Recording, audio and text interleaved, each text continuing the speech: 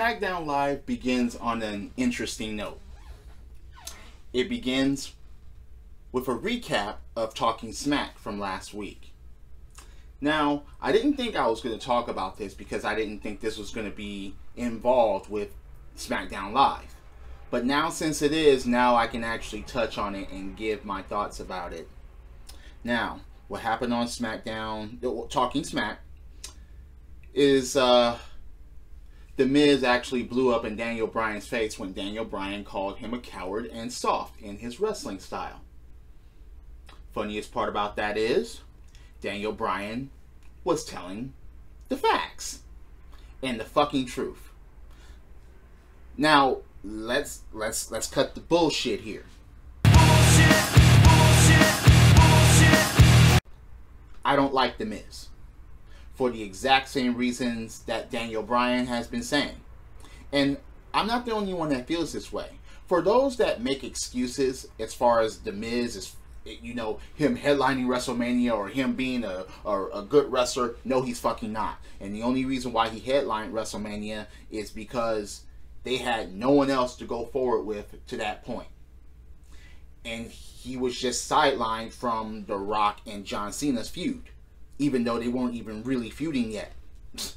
That was hilarious. The champion gets sidelined for two people that were just building up. And it took a year for them to build up. But let's go back to The Miz being a coward, because that's what he is, a coward. His wrestling style is barely any style at all. He's just a little bitch. In the ring, his style of wrestling, as you call it, talking about, I've never been injured. Look, listen.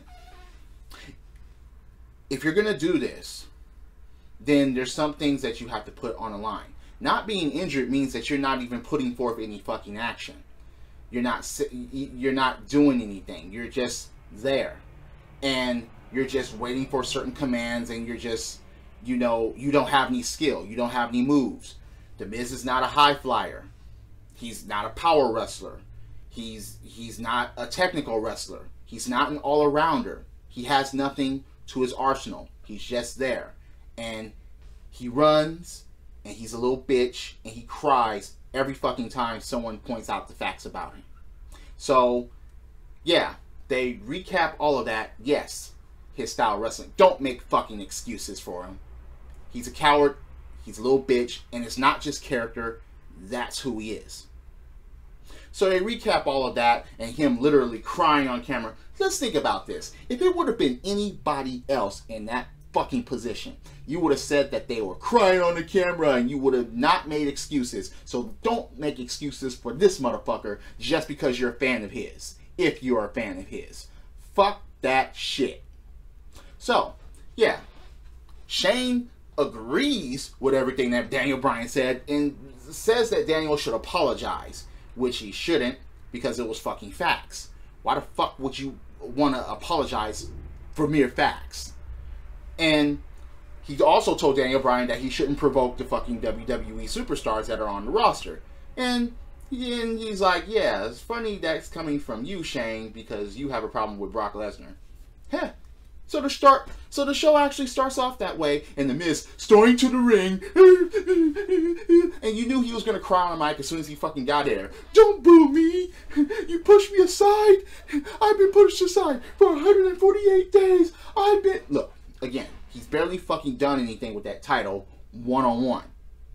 Either it has to be a triple threat or a fatal four-way, or his wife is doing all the fucking work or making a distraction or anything like that. He's never been in the classic fucking match, and that is beyond the point. He's a former WWE champion that's never had anything close to a fucking classic match. Pair him against any other former champion that are wrestlers. So, Vince McMahon doesn't count. Vince Russo doesn't count. John Larroquette doesn't count. Okay? You pair The Miz up with anybody else, especially in their primes, The Miz gets obliterated. Could you imagine The Miz going against Brock Lesnar? No. Could he qualify to go against The Undertaker at WrestleMania or a Hell in a Cell? No. So, That basically proves my fucking point. He's a former champion that can't even match up against other fucking former champions because he will get obliterated. So, no. Okay? Fuck that. Safe style, soft style, he's a little bitch. That's it. So Ziggler comes out and says, yeah, look. Yeah. Because the Miz is like, who do they call? They call me. When they want a movie, me. When they want to interview, me. Look, again, you're not fucking wrestling. You're not fucking wrestling. You're just a fucking sideshow. And they give you titles because you know how to suck a hell of a dick. Because there's no fucking way that he's earned them. Because he hasn't. Not in the style of fucking wrestling.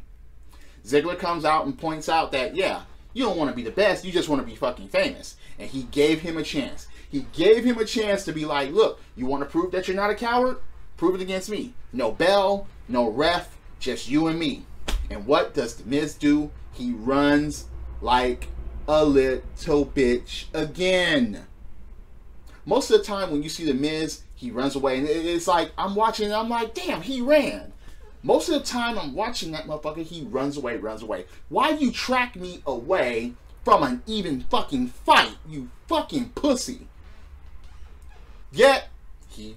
And then Ziggler was like, yeah, see? You're a coward. You're soft. And Miz acts like he's going to go back in, and he's held back by his wife, you know, the better wrestler of the two, and the one that actually makes decisions in their relationship and in their family. So, that's all for that. Now, hell, again, if you have any problems with what I just said, you better know your fucking history before you come at me, because, first of all, words are not going to hurt me. Okay? They're just not. But let's state the facts here. The Miz has never put on a fucking classic match. No.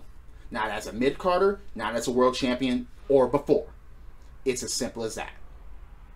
So, the Hype Brothers against the Vaudevillains in the semifinals for the tournament of the fucking SmackDown Tag Team Championships. Yeah, the Hype Brothers, yeah. They stay hype. Yeah, woo, you know it, bro. Okay, fine. They're not going to get these Tag Team Championships. Not yet. I think they're going to get it somewhere down the road, but not yet. It will blow up. It will explode once they do get those tag titles. I just don't think it'll be during this tournament. I just don't think so. So, AJ Styles against Apollo Crews. They had a segment in the back, and they're like, yeah, Apollo Crews, yeah, he wants to be respected. He wants people to remember his name, and actually challenges AJ Styles. See, AJ Styles didn't fucking run away from a fight. Yeah, take notes, Miz and Miz fans. So, AJ Styles actually wins the match, one-on-one. Apollo Crews did show his stuff, though. He did. He just needs to develop a killer instinct. And that's why Apollo Crews won't get anywhere unless he develops that. That's just my opinion. He needs the killer instinct in order to boost his fucking career. He needs to go heel with a killer instinct. Maybe someday. Otherwise, he's just a most athletic version of Titus O'Neil.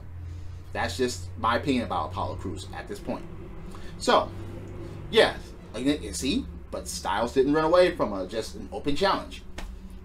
Okay, fine. He didn't just say, oh no, you're beneath me, and track me away. No, AJ Styles is now the face that runs the place. And he's going to run with that until him and Cena cross paths again. Maybe that'll be soon. Or when Styles is actually WWE Champion. If he becomes that. The face that runs the place. AJ Styles. The phenomenal one. So, Heath Slater's house tour. Oh, God. They tried to make this as comedy as they could. And they recapped Heath Slater's road on him not being drafted. Him begging or saying that he's the best free agent, or he wants a contract, or him going in there against Brock Lesnar. See, even Heath didn't fucking push away from Brock Lesnar. He stepped up like a man. Put the Miz against Brock Lesnar and see what fucking happens. Wouldn't work because he would run like a little bitch.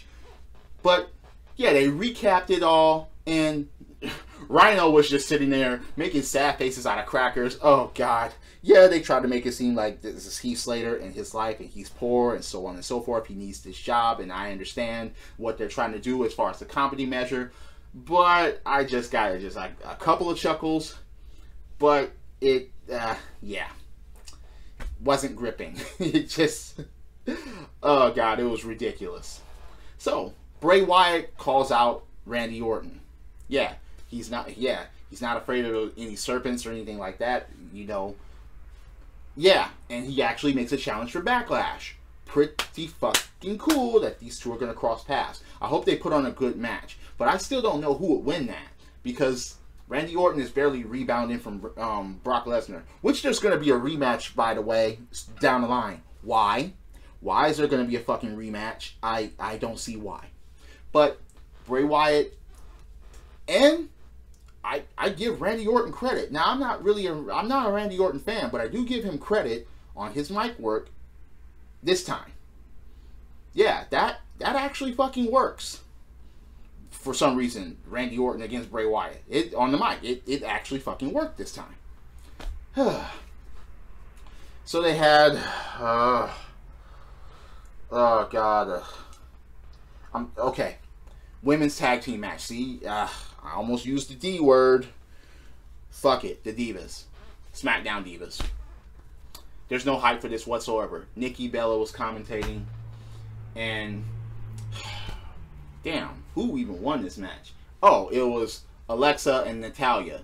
They actually pinned Becky. they pinned Becky Lynch. Becky is just, oh god. You know it will be thoroughly damaging if Becky is not the winner of this six-pack challenge at Backlash.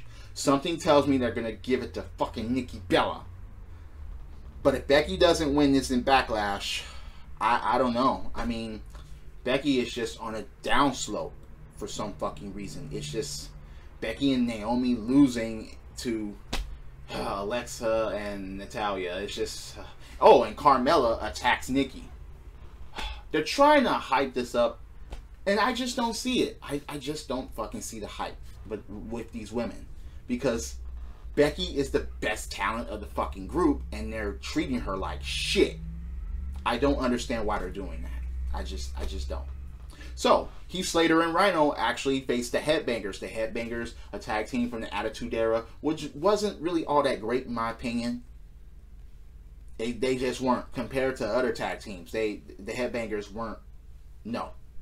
But Heath and Rhino actually win. Heath getting his ass whooped on. And whooped on and whooped on. Until Rhino, yeah, he got cut. Yeah, he was bleeding. He got cut. And then he actually interrupts the 3 count. Pulls Heath to his corner. Makes the tag. And then a gore later, they advance. Something tells me that they're going to win this tournament because Heath's contract or job is on the line. That may happen, folks. It might happen. You know. God. There are a lot of people that had Heath's kids signed. Heath's kids.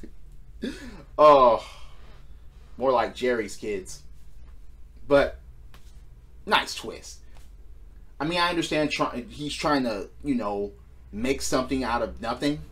And WWE fans are trying to make something out of nothing with Heath Slater. I'm just not buying it yet. Even though he's great on the mic, but he needs to be convincing in the fucking ring. That's all he's missing, because other than that, he's just a fucking joke as of right now. So, this milkman guy, who the fuck was he? And he stripped to his dun-dun-duns. Yeah, dun-dun-dun-dun-dun. Yeah, tidy whities, dun-dun-dun-duns. And the big red monster, Kane, comes out. The big red machine. This motherfucker, the milkman, tries to put back on his pants, but to no avail. It wasn't even a match. And never showed this dude again. Never fucking... No, that was just like, okay, the big red machine is back. But the interesting part, Baron Corbin was coming out for the main event, and him and Kane crossed paths.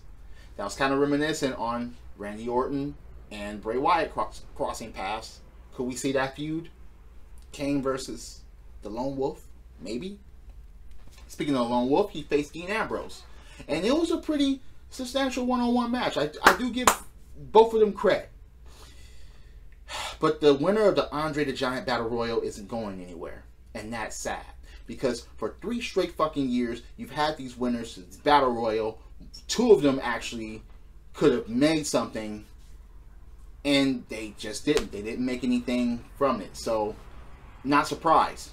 But Baron Corbin did win by DQ because AJ Styles is commentating, and during his commentary, he gets up and he's like, yeah, stay on him, stay on him. When Dean Ambrose was down, Baron Corbin was, Baron Corbin turned around, he's like, you need to tell me what to do. No one tells me what to do. Interesting confrontation between those two.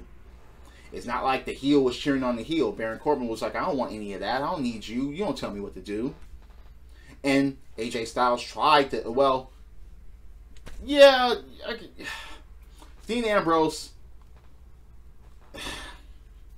I understand that they're trying to hype this. I understand that AJ Styles is getting the next shot. I understand that, but there's nothing gripping about this just yet. Maybe next week they'll do a better job because that'll be the show before Backlash. But the show ended, Dean Ambrose walking away while AJ was holding his nuts on the ropes because he tripped up AJ as he was going for the phenomenal forearm. It was a little bit of comedy there, but we need this on a more serious route from both competitors in order for us to take this seriously at Backlash. But that's just my opinion. They could hype it next week like there's no tomorrow, but the way it is right now, they need more work to do. So that's my SmackDown review / report. Anybody, feel free to comment below. I'm always open for conversation, comments, and debate. Drop kicks, body slams, throwing motherfuckers over the top rope. Both feet hitting the floor. Yes, I'm a wrestling fan. This is the theme, and I'll see you later. Credits.